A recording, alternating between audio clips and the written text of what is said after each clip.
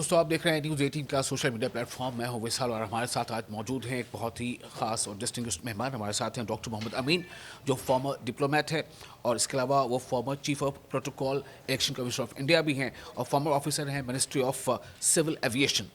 Doctor Mohammad Amin साहब, आपका बहुत इस्तकबाल है, स्वागत है आपका। सबसे पहला सवाल मैं आपसे ये करना चाहूँगा कि दरअसल जो कि आप फॉर्मर डिप्लोमेट हैं, अभी जो आप स्थिति बनी हुई है पूरे मिड ईस्ट में, जो कि मिड ईस्ट पूरा एकदम टेंशन में है, वो एक तरह से समझ लें कि बॉइलिंग पॉट बना हुआ है और उससे कहीं ना कहीं भारत का भी एक जुड़ाव है उस मसले का। तो आप इसे कैसे देख रहे हैं? जो लग रहा है कि अमेरिका जो है बिल्कुल बम्बार्ड करने जा रहा है, क्या ये संभावना बन रही, आशंका बन रही है कि ऐसा होगा ही? और अगर उसमें होता है तो उसमें भारत का किरदार क्या होगा? देखिए, मैं आपको एक चीज़ बताना चाहूँगा कि हमारा जो इंडिया है, उसके रिश्ते हमारे ईरान से ज़माने से चले आ रहे हैं। जब एग्ज़िस्ट नहीं करता था अमेरिका, जी उससे पहले से हमारे रिश्ते हैं। कल्चरल हो, पड़ोसी के नाते हो, व्यापार हो, ट्रेड हो, उसके नाते हमारे रिश्ते बहुत ज़्यादा रहे हैं। और आप देखेंगे कि बहुत कुछ मिलता जुलता है हमारा और ईरान से। और आज खोमैनी साहब जो वहाँ पर हैं, रूल कर रहे हैं, वो भी हमारे हिंदुस्तान से उनका ताल्लुक़ है, उनका ओरिजिन हमारे हिंदुस्तान से ही है। तो ये रिश्ते आपको बताते होंगे। और देखिए कि जहाँ तक सवाल है ट्रम्प साहब का, तो ट्रम्प साहब जो हैं सुबह शाम कुछ क्या कहते हैं, क्या नहीं करते, वो दुनिया जान रही है। उन पे कितना बिलीव कर रही हैं सभी जानते हैं। कभी ना कभी कुछ इससे पहले जब जो चुने गए तो उससे पहले ही उन्होंने कहा था कि अगर मैं आता हूँ तो वार ख़त्म कर दूंगा, जिसमें यूक्रेनियन वार थी, इज़राइल की वार थी। उन्होंने कहा था हम एक दिन में ख़त्म कर देंगे। एक दिन में ख़त्म हो गया। आज 4 साल होने जाएंगे आपको, यूक्रेन के और रशिया के और फ़िलिस्तीन के और इज़राइल के चल ही रहे हैं, वो भी बंद नहीं हुए हैं। इसी तरीके से आप देखेंगे बीच में उन्होंने अटैक किया ईरान के ऊपर, ये समझ के कि हम उसको ख़राब कर देंगे। जी बीच में देखिए उनके कंट्री में भी बहुत कुछ हो रहा है, लेकिन ईरान में जो हो रहा है उनके सपोर्ट से हो रहा है। उन्होंने ये सोचा था कि जिस तरीके से नेपाल है हमारे पड़ोस में, उसमें उन्होंने जनसेट किया, उसको कामयाबी मिली। उसके बाद आप देखिए बांग्लादेश के अंदर उन्होंने किया, बांग्लादेश में भी उन्हें कामयाबी मिली, जिसको बाइडन ने उनको यूनुस को गले लगाया। ये सब चीज़ें हैं, लेकिन ईरान ईरान है। ईरान एक बहुत हिस्ट्री है उसकी, और वहाँ के बड़े वैरियर लोग थे, कभी झुके नहीं हैं। और इस्लामिक रिपब्लिक ऑफ ईरान है, यानी वो अपने इस्लाम के ऊपर ज़्यादा मरने वाले लोग हैं और इस्लाम के ऊपर, जिससे कि वहाँ पे जो रूल हुआ है 89 में, 79 में, तो वो शाह को हटाने के बाद जब ये खोमैनी आए, ये सिर्फ आए ही थे रिलीजियस पर्पज़ के लिए। तो वहाँ पे जो लोग हैं वो कौम के लिए और इस्लाम के लिए ज़िंदा है वहाँ पे। और ये याद होगा आपको, इससे पहले जब उन्होंने अटैक किया तो इज़राइल को जब अटैक किया इन्होंने अपनी बड़ी बड़ी मिसाइलों से, तो उसको ख़तरा लगा कि टारगेट पे मार कर रहे थे उन्होंने। ईरान के लोगों पर इतनी अच्छी मिसाइलें थी, लेकिन उस वक्त इनके साथ गल्फ़ के लोग नहीं थे रीजन के। रीज़न क्या था कि वो इनके इन्फ्लुएंस में थे, चाहे वो यूएई रहा हो, चाहे वो जॉर्डन रहा हो। उन्होंने इंटरसेप्ट किया है और इंटरसेप्ट करने के बाद उनको रोका, वो वहीं पे रुके, मिसाइल्स नहीं लगे। तो अब अब जो इस वक्त ख़तरा है पूरे गल्फ़ में, वो आप देखिएगा कि ईरान से अगर ख़तरा है तो आपको इज़राइल का, इसकी वजह से उसको तकलीफ़ है ज़्यादा और फुल सपोर्ट में रहता है। छोटा सा कंट्री है, पूरे गल्फ़ को हिला रखा है। गल्फ़ के अंदर क्या नहीं है, पेट्रोल नहीं है, सोना नहीं है, क्या नहीं है, लेकिन उसको पूरा हिला रखा है। वो कौन है? वो इज़राइल है। इज़राइल के लिए उसका पूरा शैडो है, जिसकी वजह से आप देखते हैं और वो उसका कुछ नहीं हो पा रहा। आज भी उन्होंने बात की है तो इजराइल के फेवर की बात की है, तो मतलब मैं जो आपकी बातचीत से मैं अंदाज़ा लगा पा रहा हूँ कि पहले तो ये कि आप कह रहे हैं कि डोनाल्ड ट्रंप कहते सुबह कुछ कहते हैं शाम कुछ कहते हैं, कि इस बार तो वो कर रहे हैं ना, इस बार तो वो करके देखा, पूरा आर्माडा को मूव करा दिया है। यूएसएस अब्राहम लिंकन आ चुका है, C-17 फ्लाइट जो है वो तैयार आ चुका है, पूरा फ्लीट आ चुका है, तो इस पर तो करके दिखा रहे हैं वो। नहीं, वो ठीक है, वो मूव किया है उन्होंने। आप जो लिंकन की बात कर रहे हैं, अब्राहम लिंकन की, वो मूव किया है। उनका शिप जो वॉरशिप है, और साथ में 3-4 और शिप उनके लगे हुए हैं, युद्धपोत जिनको बोलते हैं, लड़ाकू जहाज लगे हुए। लेकिन इधर ईरान ने भी साफ कहा है कि अगर हमने एक उन पे मार दिया तो पूरा डूब जाएगा उनका शिप और वो सब खेल ख़त्म हो जाएगा। वो इस बात को समझते हैं, इसलिए वो कह रहे हैं, धमकियाँ दे रहे हैं, लेकिन अटेम्प्ट नहीं कर रहे।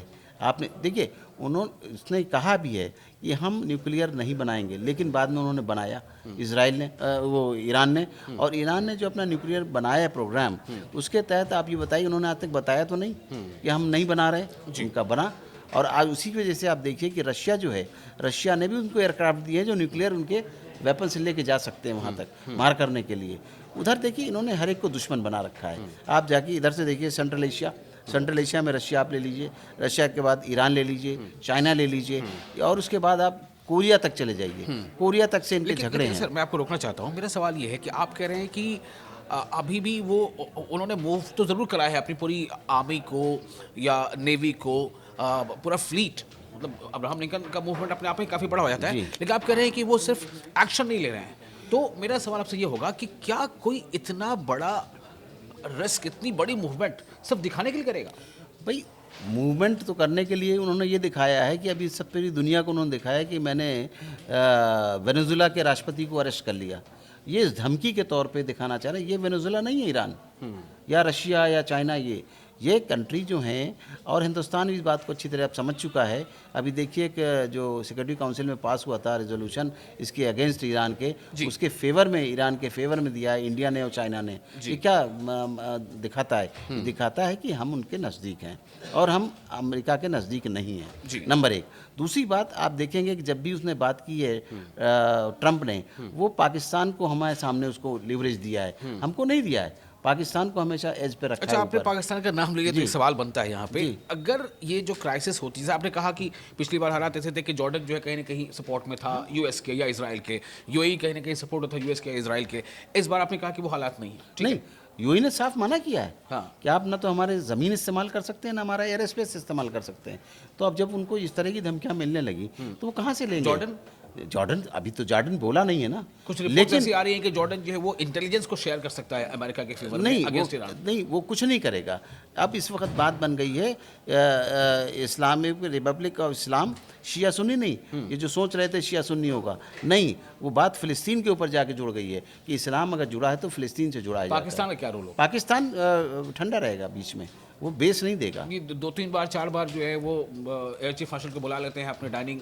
नहीं, इनकी तो फौजें भी जा रही हैं इजराइल में, ऐसा नहीं है। लेकिन ये अब इस वक्त डिप्लोमेसी कुछ और होगी। देखिए कि अगर ये वार होती है तो ये थर्ड वार होगी। क्यों? क्योंकि ना तो चाइना घुसने देना चाहता है इस अपने रीजन में, लेकिन चाइना ना ही रशिया घुसने देना चाहता है। चाइना या रशिया के किसी भी मतलब जो प्रीमियर है वहाँ के जो हैं, चाहे वो शी जिनपिंग हो जाए चाहे पुतिन, किसी ने ओपनली उनकी तरफ से कोई बयान नहीं आया। नहीं, बयान नहीं आया, लेकिन ट्रम्प के फेवर में भी नहीं बयान आया। वो अपने टेरिटरी में घुसने नहीं देना चाहते, क्योंकि अगर एक बार वो ईरान के साथ घुस गया और ईरान को पीट लिया उसने, तो फिर इन पे आसान होगा उसका हमला करना। इसीलिए आपने देखा अफगानिस्तान, हमारा इंडिया ने अफगानिस्तान से दोस्ती कर ली है, उनसे दोस्ती कर ली है। और वो उसका बेस मांग रहे थे, याद होगा, एयर बेस मांग रहे थे, जो कि रशिया ने नहीं, चाबहार तो पोर्ट है, ये अफगानिस्तान वाला, वो तो ईरान की बात है। हाँ, तो ये ईरान का, तो इसीलिए वो चाह रहे हैं। देखिए हमारा भी तो हिंदुस्तान में $120 मिलियन लगा रखा है वहाँ पे चाबहार पे, जिससे कि पूरा हमारा नेटवर्क जुड़ता था। यानी यहाँ से हम जाएंगे तो अफगानिस्तान सेंट्रल एशिया में एंट्री करते हैं, तो हमारा तो पूरा ट्रेड भरा हुआ था, हमारा सारा यहाँ से लेके गुजरात तक। तो चाबहार पे अभी भी नजर लगाया ही हुआ है। नहीं, इसीलिए तो फिर अब खुल के हमारे हिंदुस्तान को आना पड़ा इस बात के लिए। इसीलिए बात को दर्शाया है कि देखिए आप चाबहार एयरपोर्ट में एंट्री करेंगे तो हम आपके अगेंस्ट चले जाएंगे। ओके, अच्छा, अब एक सवाल आप ये यहाँ से मैं ये करना चाहता हूँ कि ईरान, मान लीजिए कि चूँकि डोनाल्ड ट्रंप इतना अनसर्टेन है या अनप्रेडिक्टेबल है, ये तो दुनिया जान गई, तो इसका मतलब है कि दोनों जो है मुमकिनात में से आ जाती है चीज़ें कि वो नहीं भी कर सकते हैं, कर भी सकते हैं। अगर करते हैं तो फिर क्या आप देखते हैं सिचुएशन? नहीं करते हैं तो फिर वो वार जो है न्यूक्लियर वार होगी, जो कि अभी अंदर खाने उनके पास छिपा हुआ है। ईरान के पास छिपा हुआ है न्यूक्लियर, उन्होंने ओपन नहीं किया है, लेकिन ये फिर न्यूक्लियर वार होगी और उसमें साथ देगा तो ये लोग साथ देंगे। तो एक मैं देख रहा था कई रिपोर्ट्स में ये बात भी आ रही है कि द स्वैम्स ऑफ शो किया, शो किया उन्होंने, हाँ, शो किया है ईरान के जो ड्रोन्स हैं, हाँ, उन्होंने शो किया है, जी, बताया, उन्होंने दिखाया कि ये है हमारे पास। अब आप आएंगे तो हम आपके ऊपर आएंगे। तो चलिए, अब ज़्यादा उस पर हाइपोथेटिकली बात नहीं कर सकते, अगर होगा तो क्या होगा, लेकिन चूंकि मूवमेंट जिस तरह की है अमेरिका की, इसलिए सवाल जहन में आ रहा था। एक सवाल मेरा और यहाँ पर होगा कि तो क्या ये मान लिया जाए कि ये जो मिड ईस्ट में पहले जो हुआ करते, जैसे इराक पे जब हमले हुए थे तो कई अरब ममालिक ने अपना एयर स्पेस इस्तेमाल करने दिया था और अपने फौजी अड्डे जो थे अमेरिका के, वहाँ से वो टेक ऑफ कर रहे थे अमेरिका के जेट्स। इस बार वो सिचुएशन नहीं आप बता रहे हैं? बिल्कुल नहीं, उस वक्त भी हमारा हिंदुस्तान ने इनको कोई परमिशन नहीं दी थी। उस वक्त मांगा था, उस वक्त मनमोहन सिंह की सरकार थी। इन्होंने कहा था कि हमें रिफ्यूलिंग के लिए दीजिए, तब मैं फॉरेन मिनिस्ट्री में ही था। जी। उन्होंने कहा था कि हमें रिफ्यूलिंग के लिए परमिशन दे दीजिए। हिंदुस्तान ने उस वक्त रिफ्यूलिंग के लिए परमिशन नहीं दी थी, क्योंकि इराक भी इंडिया का दोस्त था। नहीं, और मैं जब खास सद्दाम पे हमला बिल्कुल किया वो था। तो है, और खास तौर से ये भी कि जो मिड ईस्ट के बाकी जो ममालिक है, सऊदी अरब हैं या जॉर्डन है या कतर है या यूएई है, तो इनका भी रोल इस बार उस वक्त के इराक वाले मामले से इस बार अलग थोड़ा नहीं, मुख्तलिफ अब आप देखिए ना, ये जो मामला बन रहा है, हाँ। वो अब ये समझ चुका है, गल्फ कंट्रीज़ के लोग हाँ। अच्छी तरह समझ चुके हैं कि अगर हम इनको छूट देते हैं तो ये आज ईरान पे किया है, कल सऊदी पे भी कर देंगे। इनका कोई ठिकाना नहीं है। और कल को ये कुवैत पे भी कर देंगे, क्योंकि उनको यहाँ से सब कुछ चाहिए। जो आपने वेनेजुला में देखा, इन्होंने क्या चाहिए? सबसे अच्छा पेट्रोल जो 27% निकलता है वहाँ से, इन्होंने वहाँ पे कब्जा कर लिया रातों रात। लेकिन अब ये वो जगह नहीं है जिस तरह ये ग्रीनलैंड मांग रहे हैं। कनाडा ने कार्नी ने मना कर दिया बिल्कुल। अभी रिसेंटली। अच्छा, एक सवाल ये भी है कि 80 साल से ज़्यादा उनकी उम्र है खामनेई जी। की, क्यों इजराइल या अमेरिका उनके पीछे पड़ा, क्यों चाहते हैं कि वो रिजिम नहीं, अगर आप बात करते हैं खुमैनी साहब की 80 साल की उम्र है, खामनेई खामनेई साहब की 80 साल की उम्र है, तो क्या ट्रम्प की नहीं है क्या 79 ईयर? ऐसा नहीं है। देखिए, खामनेई साहब का एक रिजीम चल रहा है और वो इस्लामिक कंट्री है वो, और अगर उस पर चल रहा है तो उसको कैसे डिस्ट्रॉय कर देंगे?